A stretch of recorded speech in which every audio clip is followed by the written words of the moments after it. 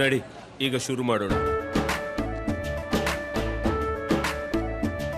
ಕೇಸರಿಯಿಂದ ಮನೋಲ್ಲಾಸ ಮನಸ್ಸು ಮತ್ತೇರಿ ಕುಣಿದಾಡಿದೆ ನೋಡು, ಮನಸ್ಸು ಮತ್ತೇರಿ ಕುಣಿದಾಡಿದೆ ನೋಡು.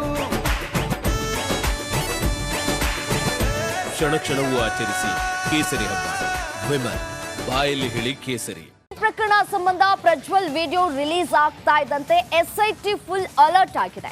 ಹಾಸನದಲ್ಲಿ ಏಕಕಾಲಕ್ಕೆ 3 ಕಡೆ ದಾಳಿ ಮಾಡಿದ್ದು ಫುಲ್ ತಲಾಶನ್ನ ನಡೆಸಿದ್ದಾರೆ. ಆ ಕುರಿತ ಒಂದು ರಿಪೋರ್ಟ್ ನಿಮ್ಮ ಮುಂದೆ.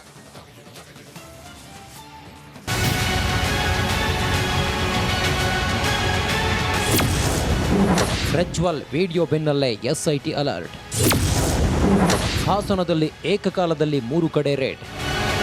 ಪ್ರಜ್ವಲ್ ಪೆನ್ ಡ್ರೈವ್ ಕೇಸಿಂದ ರಾಜ್ಯ ರಾಜಕೀಯದಲ್ಲಿ ಭಾರೀ ಕೋಲಾಹಲವೇ ಸೃಷ್ಟಿಯಾಗಿದೆ. ಪ್ರಜ್ವಲ್ ಭಾರತದಿಂದ ಎಸ್ಕೇಪ್ ಆಗಿ 31 ದಿನಗಳ ಬಳಿಕ ಕೊನೆಗೂ ಪ್ರತ್ಯಕ್ಷರಾಗಿ ವಿಡಿಯೋ ಬಿಟ್ಟಿದ್ದು ಮೇ 31ಕ್ಕೆ ಎಸ್ಐಟಿ ಮುಂದೆ ಹಾಜರಾಗುವುದಾಗಿ ಹೇಳಿದ್ದಾರೆ. ಇದರ ಬೆನ್ನಲ್ಲೇ ಎಸ್ಐಟಿ ಅಧಿಕಾರಿಗಳು ಫುಲ್ ಅಲರ್ಟ್ ಆಗಿದ್ದು ಹಾಸನದಲ್ಲಿ ಏಕಕಾಲಕ್ಕೆ 3 ಕಡೆ ದಾಳಿ ನಡೆಸಿದ್ದಾರೆ.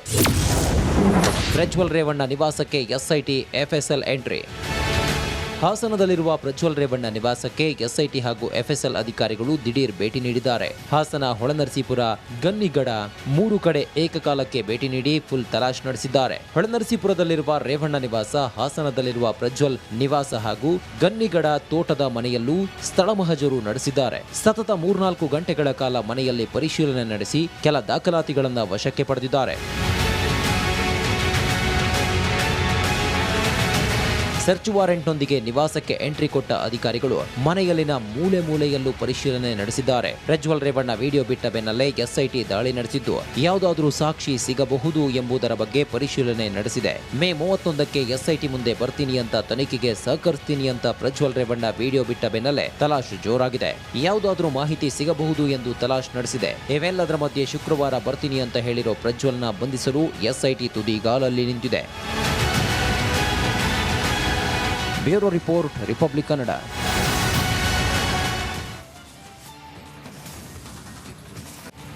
ಮಂಗಳೂರಿನ ಕಂಕನಾಡಿಯಲ್ಲಿ ನಡು ರಸ್ತೆಯಲ್ಲಿ ನಮಾಜ್ ಮಾಡಿದ್ದಾರೆ. ಇದರಿಂದ ವಾಹನ ಸವಾರರು ಪರದಾಡುವಂತಾಗಿದೆ. ಇದರ ಬಗ್ಗೆ ಹಿಂದೂ ಸಂಘಟನೆಗಳು ಕೂಡ ಆಕ್ರೋಶವನ್ನ ವ್ಯಕ್ತಪಡಿಸಿದ್ದಾವೆ. ಆ ಕುರಿತ ಒಂದು ವರದಿ ನಿಮ್ಮ ಮುಂದೆ.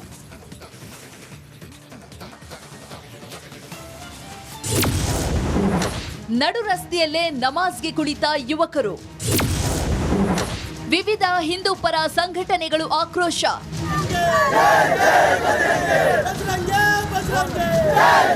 ಮಂಗಳೂರಿನ ಕಂಕನಾಡಿಯಲ್ಲಿ ಮೇ 24ರಂದು ಕೆಲ ಯುವಕರು ನಡು ರಸ್ತೆಯಲ್ಲಿಯೇ ನಮಾಜ್ ಮಾಡಿದ್ದು